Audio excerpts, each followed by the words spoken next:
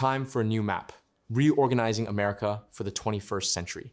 Gerrymandering, ghost boundaries, and why the Founders Map is long overdue for a rewrite.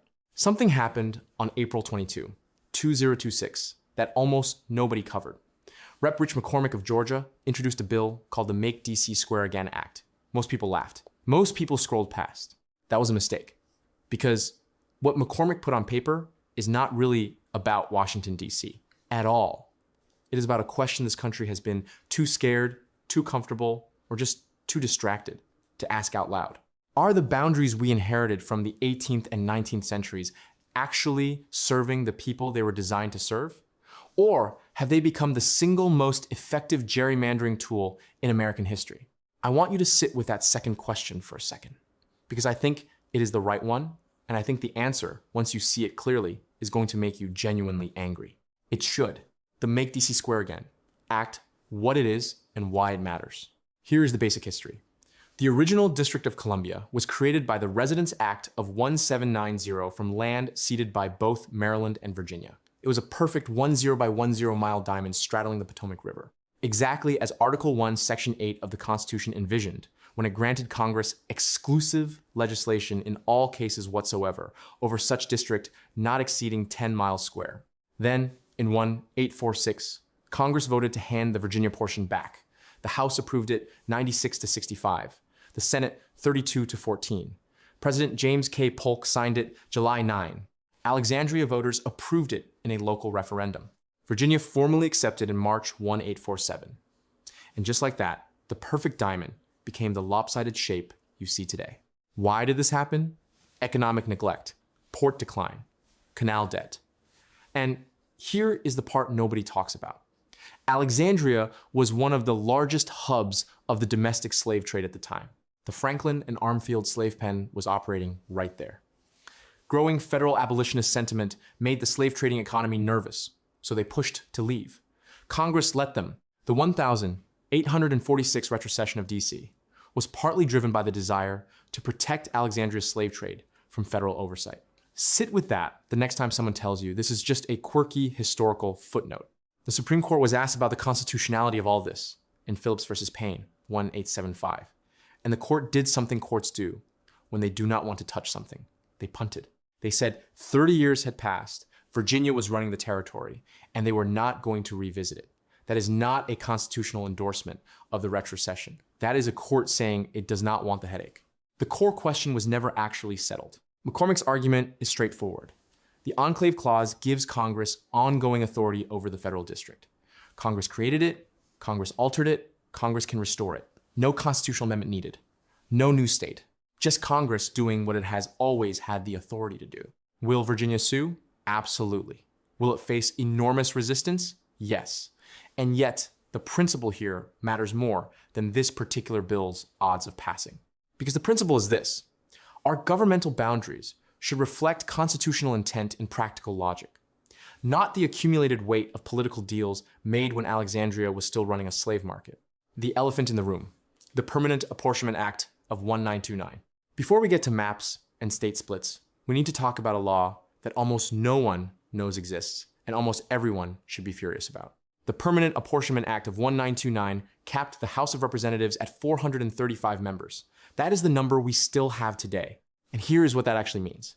In 2026, each member of the House now represents approximately 760,000 Americans. Let that settle in. The House started in 1789 with 65 members. It grew with the population as it was designed to do, reaching 435 by 1913. Then Congress passed the 1929 Act and froze IT. Permanently. No debate. No constitutional amendment.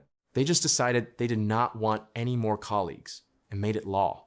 George Washington spoke exactly once at the Constitutional Convention, beyond his role as presiding officer. Once.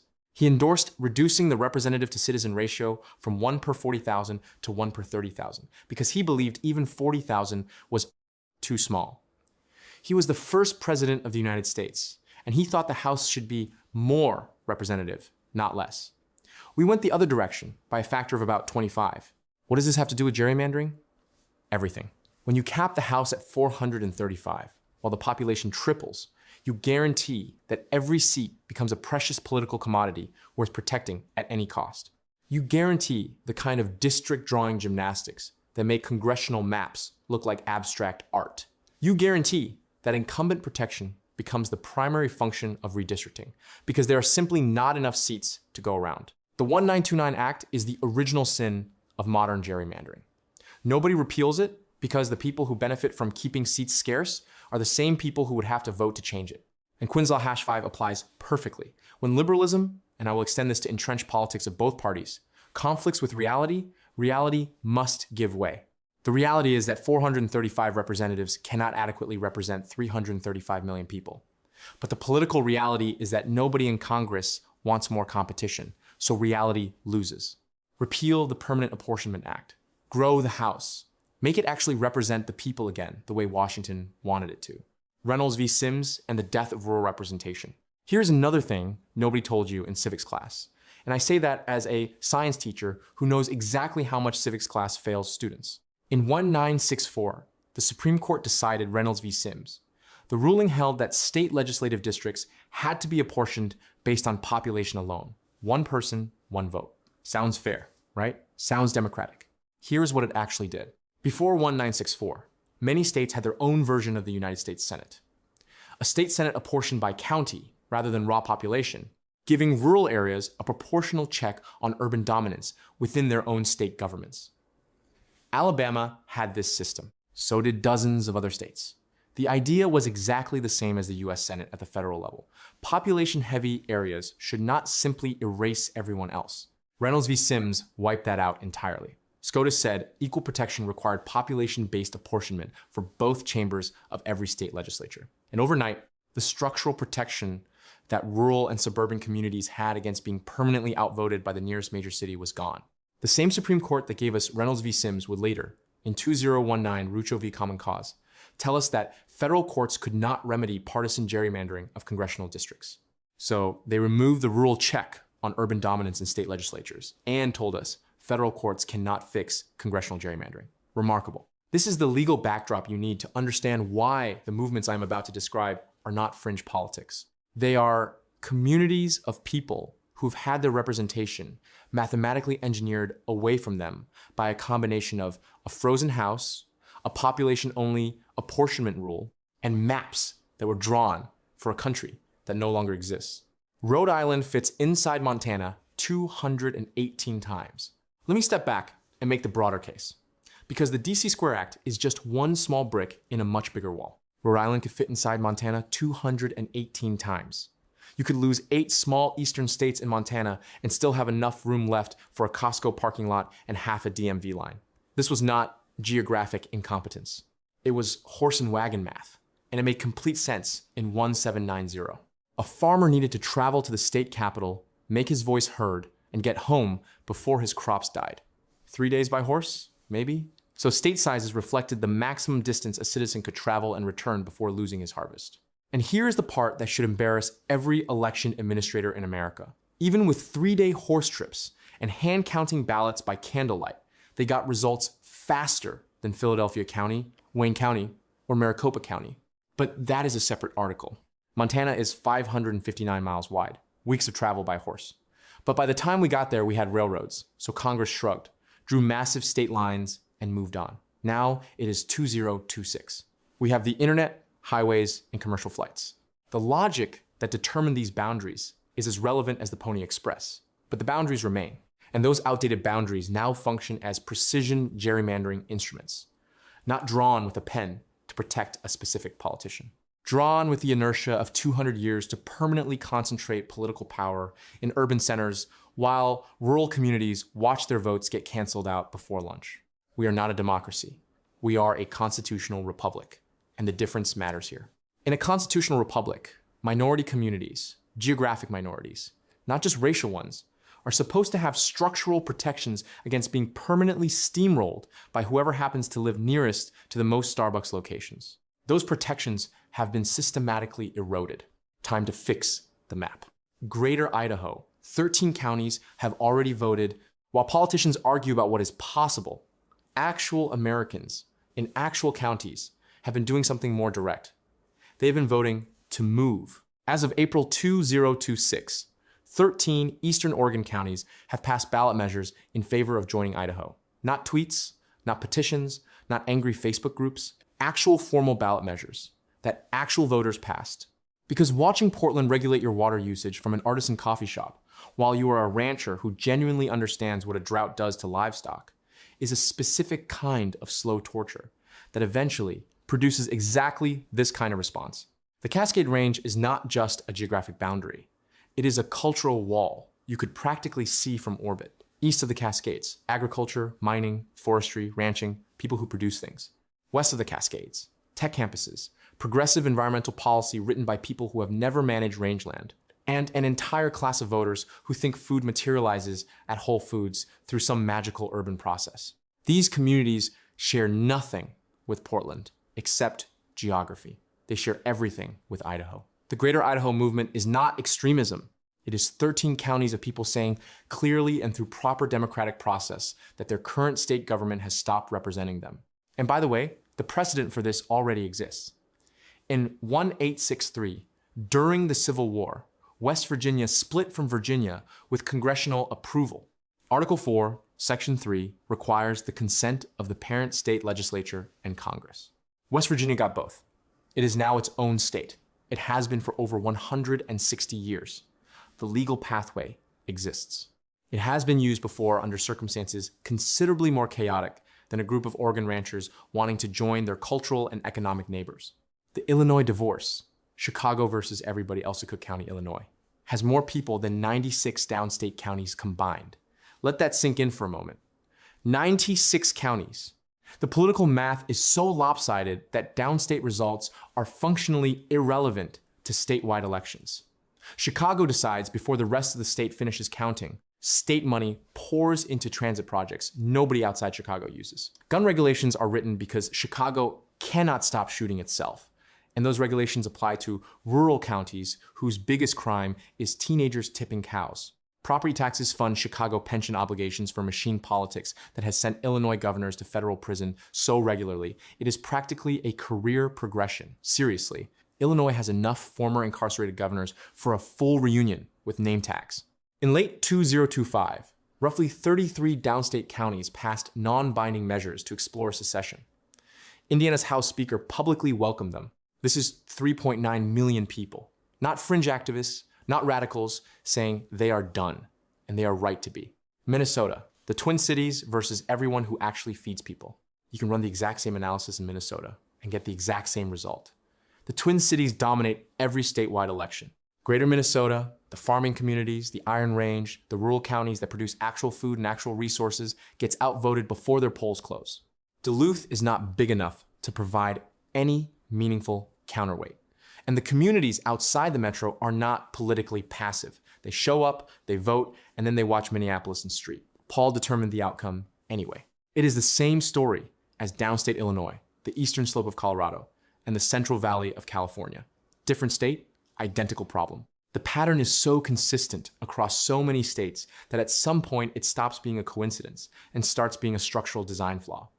Rural and suburban communities are not losing because their ideas are unpopular. They're losing because the map was drawn for a country where nobody lived in cities the way we do now. And nobody has updated the map since. What rational reorganization looks like. So here is what I put together. Look at the map I posted with the original article. What you are seeing is not a fantasy. It is a picture of what America could look like if our boundaries reflected the actual cultural and economic communities that exist in 2026 instead of the administrative decisions made when the fastest communication was a man on a horse who might get eaten by a wolf. Greater Idaho absorbs Eastern Oregon and Eastern Washington. Everything east of the Cascades, population about 3.2 million people who share a coherent economy, a coherent set of values, and zero meaningful representation in their current state governments. California becomes 3 states. Coastal California keeps the metros. San Francisco, Los Angeles, San Diego, and every tech billionaire who solved homelessness by building an app about it. The state of Jefferson finally happens after 83 years of politely asking, pulling from far Northern California and Southern Oregon, timber workers, miners, ranchers, people whose industries get regulated into the ground by Sacramento bureaucrats who have never left the Bay Area. Central California takes the entire Central Valley, 12 million people who literally feed the nation, while Los Angeles and San Francisco permanently outvote them on every water, energy, and land use decision that directly determines whether their farms survive. The Senate math on California alone is staggering. Instead of 2 automatic Democratic Senate seats, this split creates 4 to 6 seats from the same geography.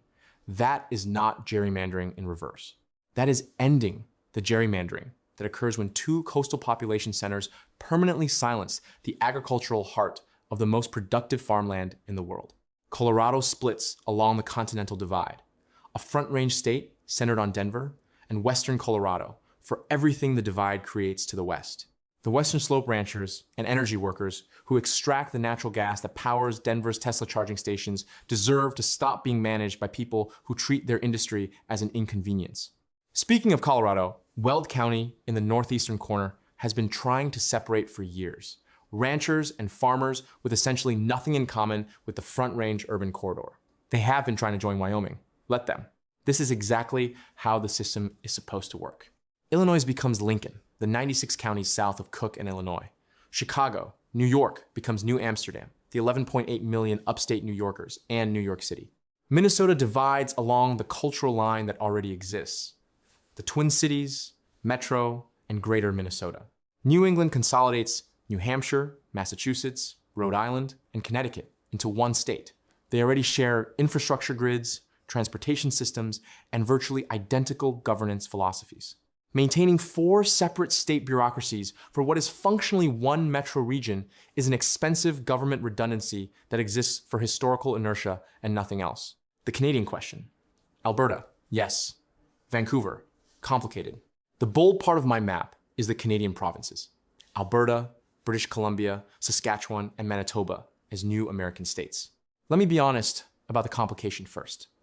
British Columbia is not culturally uniform. Vancouver is, in many respects, Portland, with better mountains and a more expensive real estate market.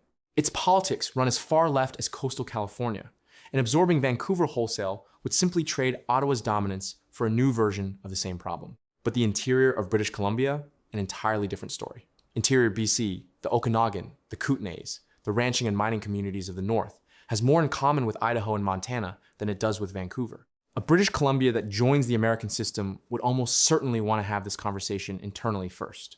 The same culture versus population density divide that drives the Greater Idaho movement exists within BC itself.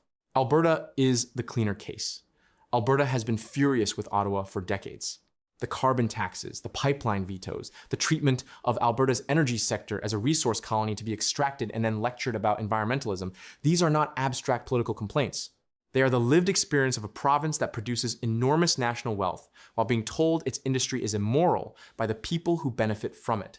Alberta's energy sector, brought into the American system, would make North America genuinely energy independent overnight. No OPEC, no strategic reserve calculations, just energy independence. Saskatchewan and Manitoba bring agricultural economies that could flourish outside Ottawa's regulatory framework. And one reader made a point I had not considered. The Yukon Territory, if added, would create a land connection between Alaska and the continental United States. That is not just interesting geographically, that is a national security argument. These provinces have more in common with their neighboring American states than they do with Toronto, which is also what most of the residents would tell you if you asked them directly. Repeal the 17 Tate Amendment. The founders were right the first time. All the geographic reorganization in the world solves only half the problem. The other half requires dealing with a constitutional mistake from 1913 that most people have never even heard of. Before the 17th Amendment, United States senators were appointed by state legislatures. This was not a failure of democracy. It was the design. The Senate was specifically constructed to represent state governments in federal negotiations. The House was the popular chamber, your direct voice. The Senate was the institutional check by which states themselves could push back against federal overreach. The 17th Amendment changed Senate elections to direct popular vote, and it broke the constitutional architecture in a precise way. Senators immediately stopped answering to state governments and started answering to national campaign donors. They became a second House of Representatives with longer terms and better parking. The result is what we have now. Senators who campaign exactly like House members. Senators who chase presidential ambitions in cable news bookings. Senators who take millions from out-of-state interests that have no connection to the people supposedly being represented. Senators who have no meaningful accountability to the state governments they were designed to represent and protect. Quinn's Law #2. What the left accuses others of, they are doing themselves. The 17th Amendment was sold as increasing democratic participation. What it actually did was centralize power in national political parties and their donors, eliminate the state's direct institutional check on federal overreach, and turn the Senate into a nationally funded popularity contest. Repeal it. Return Senate appointments to state legislatures. Make senators actually answer to the governments of the states they represent. Restore what the founders built because they understood something we have apparently forgotten. Concentrated power without structural checks destroys republics. Every time, the bottom line, the map should serve the people, not the other way around. The Make DC Square Again Act is small, symbolically important, legally complicated, and probably destined for a brutal fight, even if it gains traction. But the question it asks is not small. The question is whether Americans are willing to look at their governmental structures honestly and ask, are these serving us? Or have they become the most sophisticated, most invisible, most perfectly legal gerrymandering operation in human history? One that was never drawn with political intent, but has produced the most consistent political outcome imaginable. The permanent silencing of anyone who does not live near enough to a major city. The Permanent Apportionment Act of 1929 froze a house that was supposed to grow with its people. Reynolds v. Sims stripped rural communities of their structural protection inside their own state governments. The 17th Amendment disconnected senators from the state governments they were built to represent. And the borders themselves were drawn for horses, not highways. None of these things happened by accident. Some were mistakes made with good intentions. Some were power grabs dressed in progressive language. All of them have compounded over time into a system where 13 Oregon counties have been reduced to voting to leave their own state because that is the only realistic path to actual representation. The founders understood government works best closest to the people. The 10th Amendment said it clearly. Powers not delegated to the federal government are reserved to the states and to the people. We have spent a century systematically dismantling that. The 1929 Act, Reynolds, the 17th Amendment, these are the legislative and judicial history of how it was done. Time to reverse it. The map needs to catch up to the century it is supposed to serve. If this article made you think, like this article so the algorithm shows it to people who need to read it, subscribe and ring the bell for notifications. Share this. Every share genuinely matters. Use it. Comment below. Which of these movements do you think has the best shot at actually succeeding? The Greater Idaho counties? The Illinois split? Something else entirely? Tell me. And if you want more of this, the data, the history, the science, the constitutional arguments they never taught you in school, join Beeski's classroom community on X or find me on YouTube. Subscribe to my account. It is about the cost of a cup of coffee per month. Your support keeps this classroom open, and I promise I will never run out of material as long as the left keeps trying to outdumb itself. But what do I know? I am only a science teacher who actually reads the primary documents instead of just quoting them on protest signs, a 2-3-year Army combat medic who watched firsthand what happens when governance stops serving the people it was built for, and a father of 4 in Northeast Ohio who would genuinely appreciate it if the people drawing political maps occasionally remembered that America does not stop at the city limits.